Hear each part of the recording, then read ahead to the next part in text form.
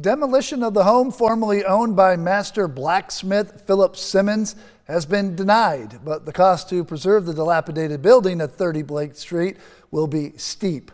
News 2's Emma Charles digging into who's responsible for funding the preservation of these historic homes. The owner says he can't afford to repair the building. That's why he asked the city for permission to demolish it. But the city says there are several resources available to fund the project. The building at 30 Blake Street was the home of Philip Simmons, a masterful craftsman famous for his ironwork. The City of Charleston's Board of Architectural Review decided to deny the request for demolition in a meeting last night due to the home's historic value.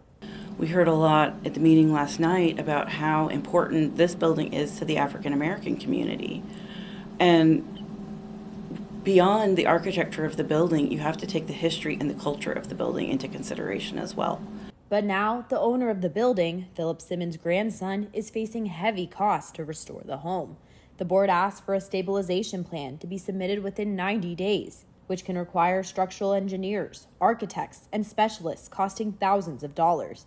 And that's just the first step in what will be a long road of repairs that the owner of the home says he can't afford on his own.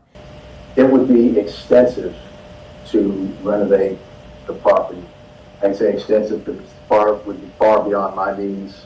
But officials say there are resources available to help cover the costs.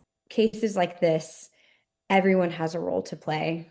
The public sector, the private sector.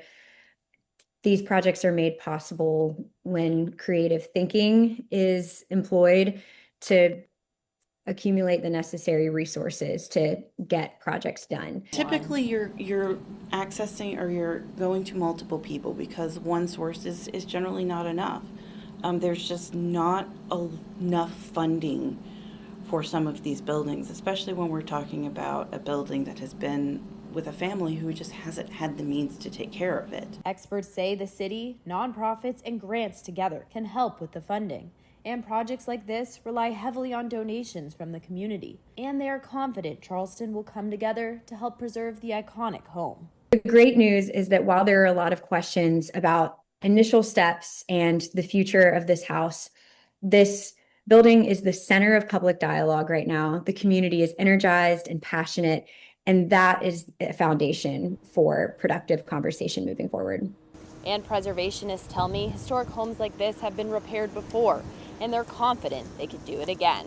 In Charleston, I'm Emma Charles.